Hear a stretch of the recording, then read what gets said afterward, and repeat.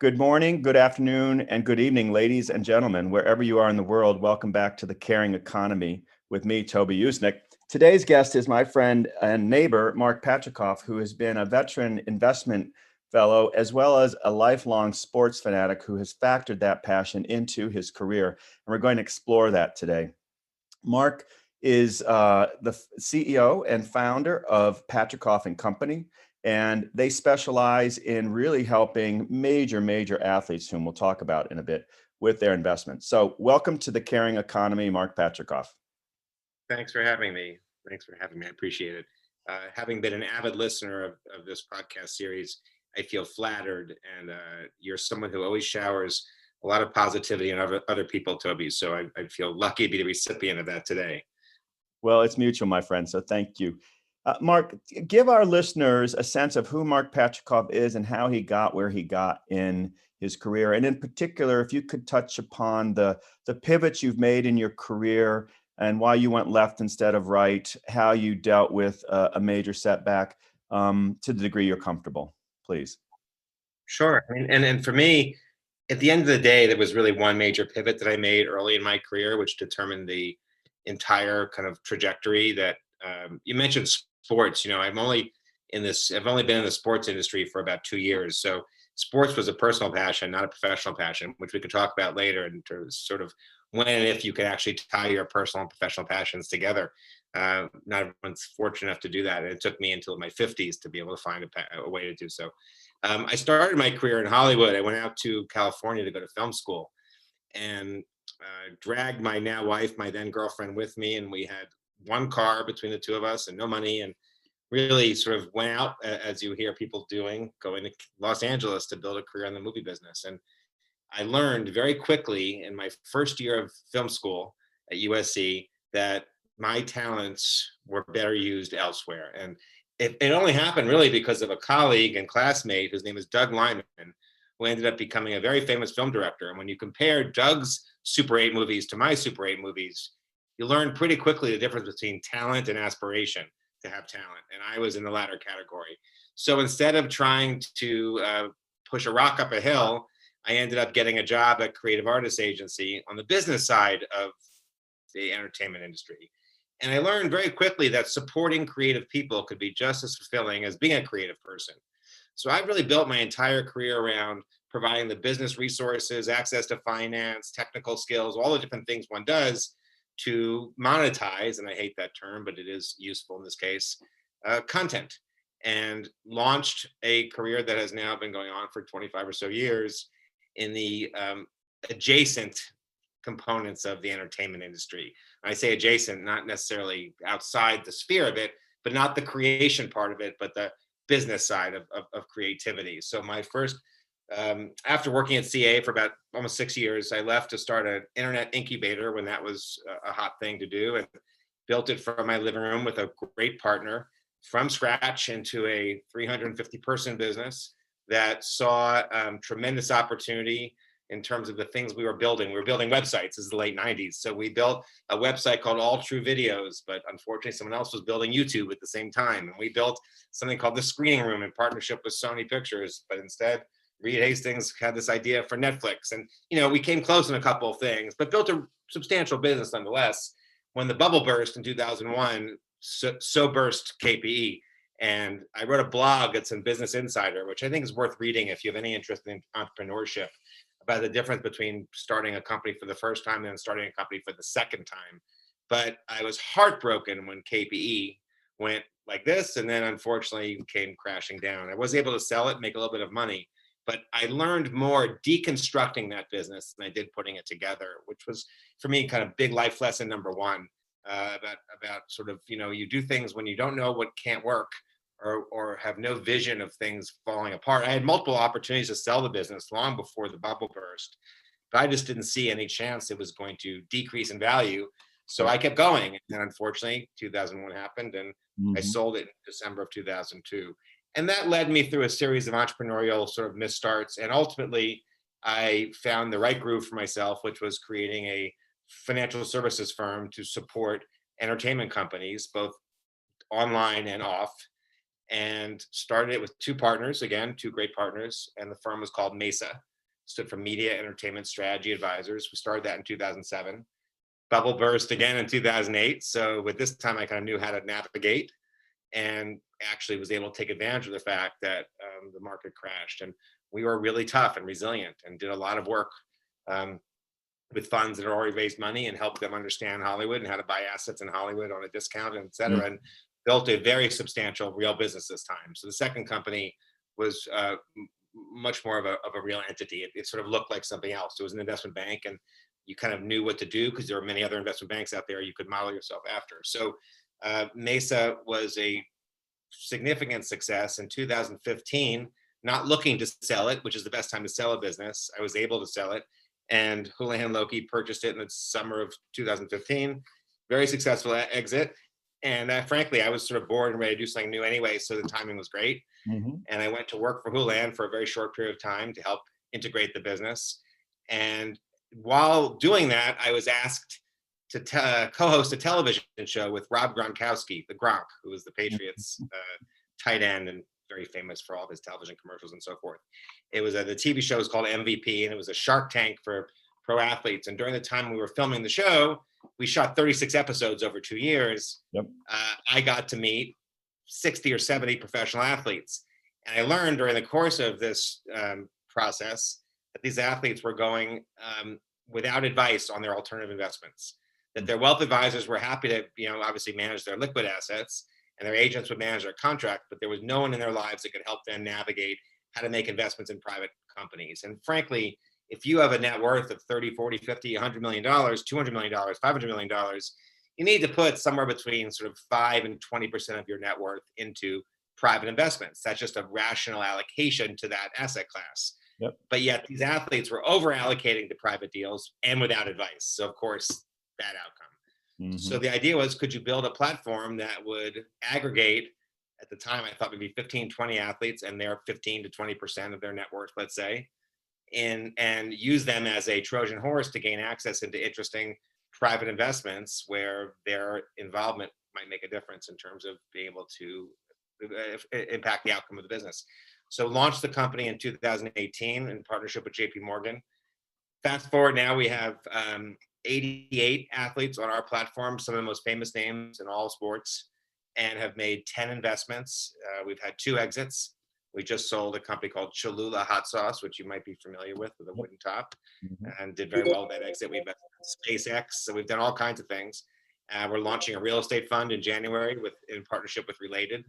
So really trying hard to provide the most unique, interesting opportunities to these athletes. And then as part of that, we have a group of high net worth individuals who've paid us access to join a club that allows them to invest alongside the athletes. So now we manage 2 pools of capital. So ladies and gentlemen, again today here on the Caring Economy, we have Mark Patricof, who's founder and CEO of Patricof and Company. Mark, I know much of this information is in the public domain, so I don't mind asking you, can you give us a sense of some of those bold-faced names, celebrity athletes that we would know? I know, for example, CC Sabathia is one of your clients, but Sure. I mean, we have clients in all sports. We have CC, and in basketball, we've got everyone from Kyrie Irving to Bradley Beal to Blake Griffin, Carmelo Anthony, Dwayne Wade, Victor Oladipo, on and on. Football, we have, I think, 5 NFL starting quarterbacks, including Dak Prescott and Ryan Tannehill. We have Todd Gurley. We have all 3 of the best tight ends in football, George Kittle, Zach Ertz, and number 1, Travis Kelce, and Byron Jones, and a long list. And Venus Williams in tennis, and Julie Ertz in soccer. So a good list, and growing every day. And frankly, at this point, we've really stopped taking on new clients unless they check a certain box for us. And it's really important to be clear. We're not just looking for the best names or the biggest names, and we're not just looking for the biggest bank accounts, looking for athletes who have the aptitude and the interest and sort of a demonstrated desire to invest the way we invest, which is more conservatively, later stage companies where there is cash flow, not so much this sort of spray and pray venture investing that a lot of the athletes have done, and then therefore gotten burned. Now, Mark, you're being incredibly modest. I know you so well. sports is so integral to who you are. You were a very successful football player in high school. You have been rabid Dolphins fan throughout your life. You have your man cave. I see you in there now. Our listeners can't see it, but talk a little bit about if it is possible to marry one's passion, purpose with the career. Are there any tips you have? Because you're doing it real time, and I think it's a real inspiration for our listeners. Yeah. I mean, look, I think if you're lucky in life, there's a lot of ways to be lucky in life. I was lucky in life personally. Professionally, if you're lucky in life if you know what you want to do when you're 15 and you have a passion to be an artist or a doctor or a musician, or there's some avocation that just speaks to you. That wasn't me. So I had my love of sports in terms of playing sports in high school, and that really was football and skiing. Mhm. I had my passion of the Miami Dolphins, which goes back into the 70s when they won their last Super Bowl, sadly. I never really looked to combine the two. Even when there may have been a couple moments in my 20s when I tried to get a job at WFAN or IMG when I thought, I love sports, easy, let's work in sports. But, that doesn't mean that's a match to what your skill sets are. Mhm. So I really learned sort of as I transitioned from my 20s to my 30s that I better double down on what I do well. And I learned, and it took me until 30 probably to know what I do well. Mhm. And once I knew what I did well, there were times I may have dabbled in trying to apply that to sports, but for the most part, I had this really unique inside access to Hollywood and this training that I had at CA, and I knew that I had good financial services skills in terms of giving advice and seeing the future of the entertainment business and being a good negotiator, understanding client service, all the different components that I've applied to being a good investment banker. And I knew how to apply that to Hollywood. I didn't know how to apply that to the sports industry, so I Mhm. didn't do it. Now I flattered other people who did know how to do it, so I could, learn what they knew, and I tried. And we did a couple of deals in the sports adjacent space. We advised FanDuel on all their financings, Yeah. and we sold one baseball agency to Bob Sillerman, SFX Baseball. But for the most part, I really kept my love of sports at home and my love of business and entertainment at work. And it was only this sort of television show that sort of fell in my lap Mhm. that led to me doing this. And the truth is, I'm applying the exact same skill set that I used when I was an investment banker to these athletes. And we call our firm an investment advisory platform, but the pitch to the athletes is you've got your agent, you've got your wealth advisor, you have your lawyer, now you have your investment banker. Mhm. So I really haven't changed anything. I'm just servicing athletes as the client instead of servicing FanDuel or Airbnb or CBS or Sony as I did when I was investment banking. Yeah, but I'm going to push back a little bit there because you actually, as a sports fan, like you also speak sports. I mean, I think have credibility not just because of your financial savoir-faire, your investment track record, your reputational currency, but this is a passion for you, and it's great to see it. Mark, tell us a little bit about how the athletes are different or are identical to your other clients historically. No, it's a great question. And interestingly enough, what I've learned is just like there are smart bots, look, let's assume there's a baseline of intellect that is required to succeed in most professions. But there are a group of smart investment bankers and there are a group of less smart investment bankers. Same thing with doctors, lawyers. It's no different in sports. I mean, I have found that there are some incredible minds amongst our list of athlete clients, and then there are others who are less so. Mhm. And I've been blown away by the quality of the character and the intellect and the desire to learn and the willingness to trust. And I've just been really impressed. Now, that's not across all 88 of our clients. Obviously, there's a variety of types and individuals and so forth, but there's a subset that I personally kind of manage on a day-to-day basis. We've got a full team and a process, but there's a subset of about a dozen that I speak to on mostly a daily basis Mm. that are no different than talking to the CEO of company A or company B or the executive at company C or company D. So I think there's a negative bias towards the base level intellect of professional athletes. It's just not fair. Remember, they've made certain sacrifices to spend the amount of time it takes to become a professional athlete. Yep. You're going to sacrifice something. Yes. So you and I may have been reading the newspaper or going to an art gallery or something else. Well, they're in the gym. That doesn't make them less intellectual, or Correct. at least not the potential for being intellectual. Well, you know who is a great example of that for me? I've had the good fortune twice now to have been with Stan Smith at the U.S. Open. And I think of him, Mhm. and I'd love to ask you about the sort of the evolution of this particular niche of investing, because Stan strikes me as one of the earlier pioneers of recognizing the power of brand, his own brand, working with Adidas at the time to merchandise his brand in a sense, but also built his whole sort of consultancy above and beyond that, and has such, I think, class and savoir faire. But um, can you talk a little bit about how the wealth advising business for celebrity athletes has evolved? Who were the early pioneers, and how has it evolved? Well, first of all, I love Stan Smith sneakers. There are exceptions that are not what we're trying to accomplish. So we're not trying to be Magic Johnson or Michael Jordan or Stan Smith or LeBron. There's a subset of athletes who, now I think they were surrounded by the right types of people. They had to be early in their careers, and they also saw the opportunity.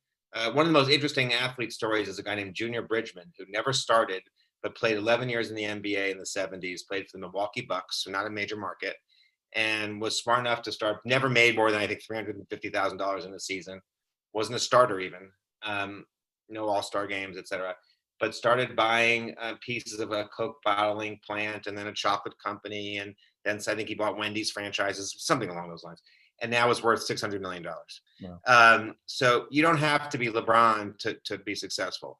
I think you have to surround yourself with the right people, and you have to start early. I mean, the guys who don't realize that their relevance, I'm not exactly answering your question, but I'm trying to be helpful here. Oh, it is I very. think that the ones who are most successful are the ones who get it early. So we have just launched out of our firm a rookie program.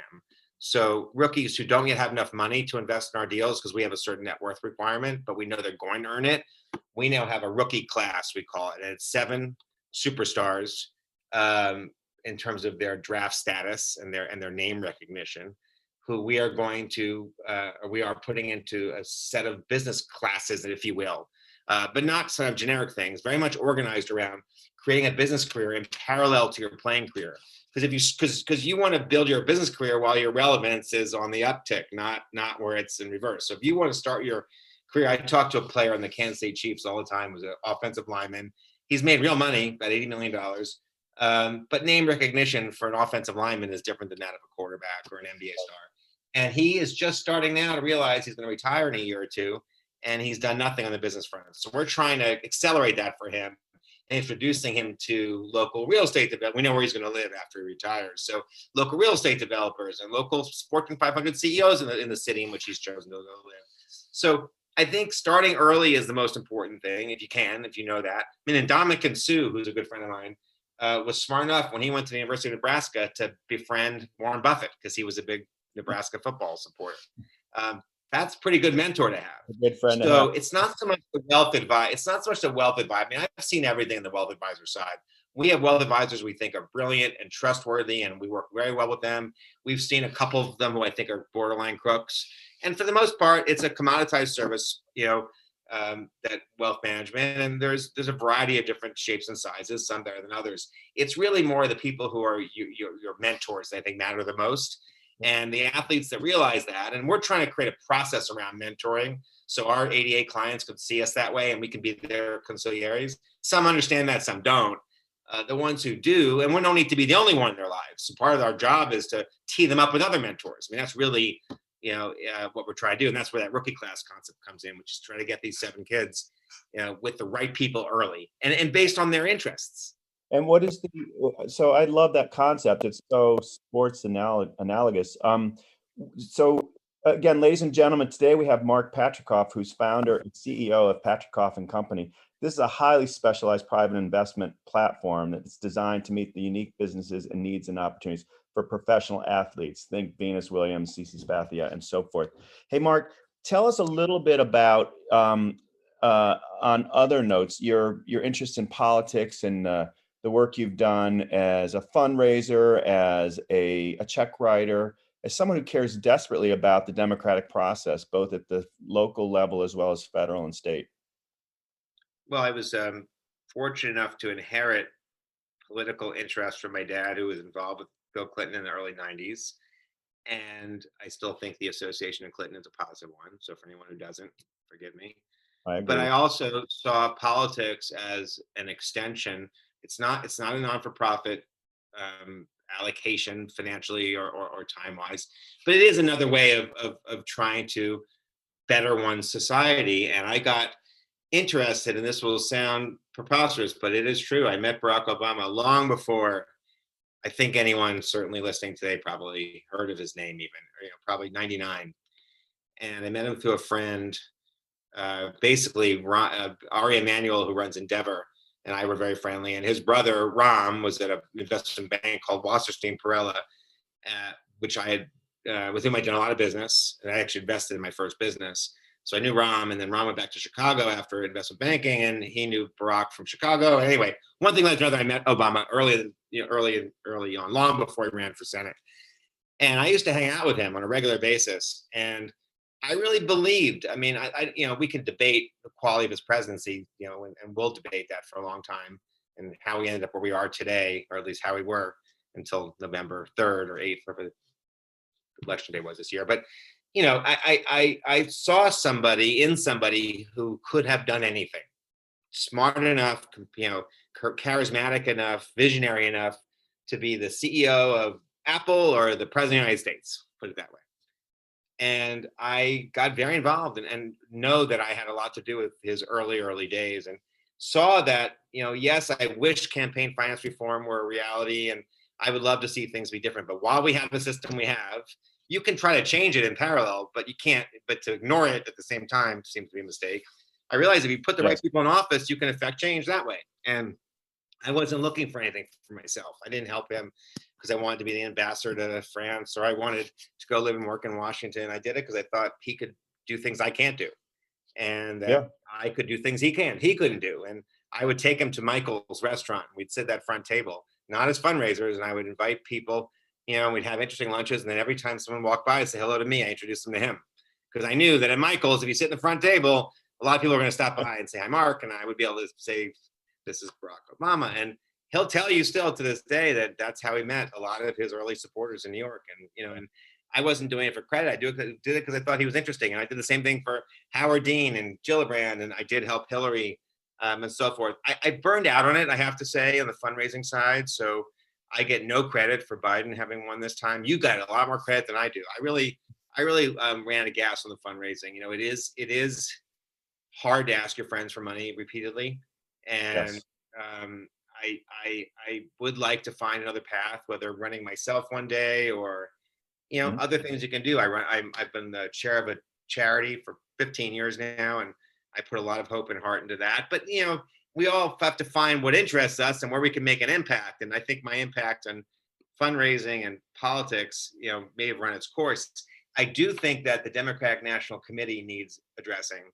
and I would like to see. I'm grateful and so happy, as are you, obviously, that Biden won. However, I'm very concerned about the long-term prospects of the Democratic Party. So if I were to do anything again, it would be much more oriented around trying to address why, as a party, the base of our kind of pyramid seems so fragile. And shrinking. I agree. Feels like So, we're about candidates and elections, not ideas and issues.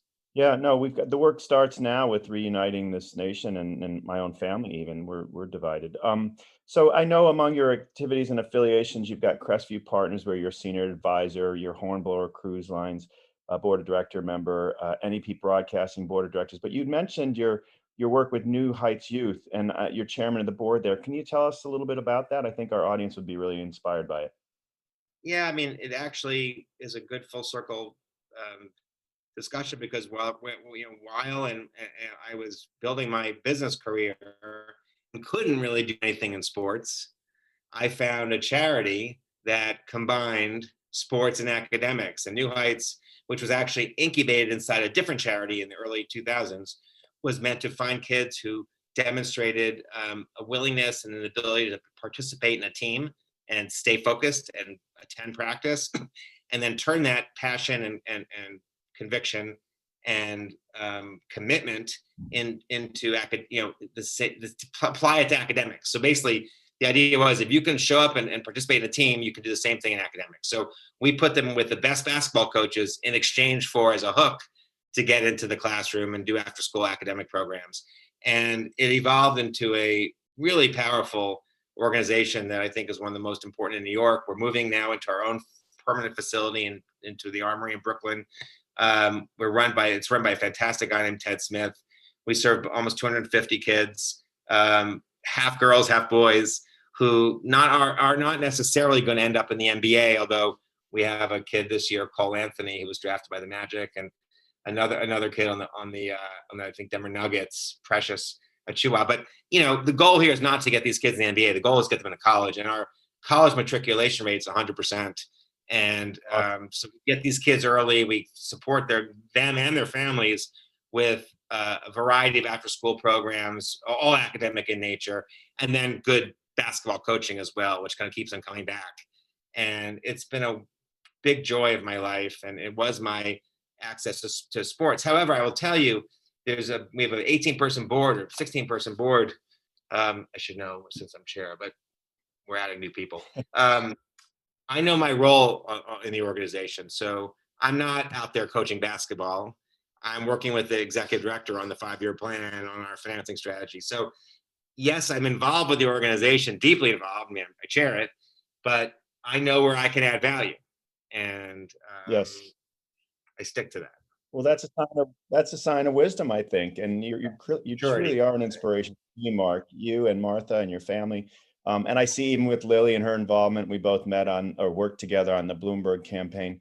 I see how the baton is passed from one generation to the next in the Patricof family, and it's awesome because you don't have to do much of what you do. You choose to. You step up and you make the communities better in which you live and work. So.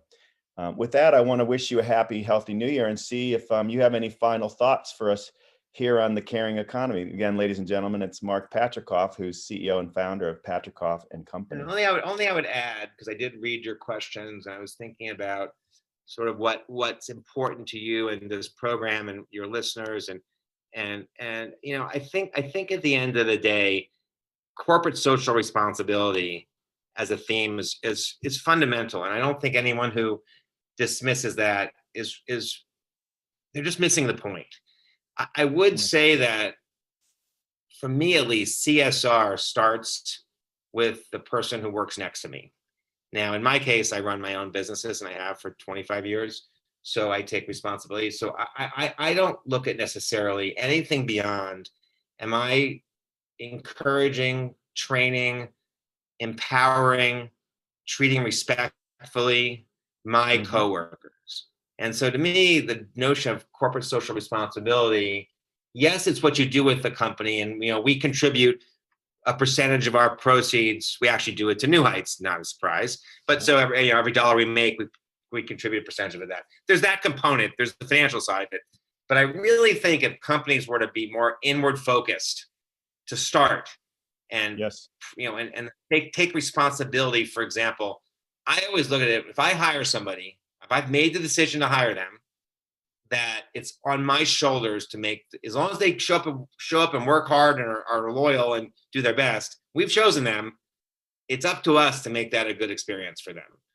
And I think you have a very evolved, very thoughtful definition of corporate social responsibility, which encompasses a lot of things. For me, it's kind of distilled down, at least on a day-to-day basis. What can I do with the dozen people who work for me to make them good human beings in the workplace and make it a good work environment and make sure the work is good? And there's a reason that we do what we do, not just the net income of the business. And I think if you do that, that can spread like wildfire. And I really think it's important. So I've always tried to build companies where not necessarily we are doing good, but we are, for others, although that's a nice byproduct, but that we're doing good work and doing good to one another, doing it, creating an environment, a quality environment. Yes, and leading by example. Well, as I've written in The Caring Economy, and others have taught me, great brands are built from the inside out. You've got to start with that core group of employees. And if they're not on board, they're not believing, they're not following, then you might as well not even set out on that path. So here's a great leader, Mark Patricof. We're so grateful that you could join us here on The Caring Economy today. And I hope you'll Thanks come for having back me. in the new year sometime. We'll talk more about how the business is going and the trends. But for now, stay well, and my best to you and the family. Thank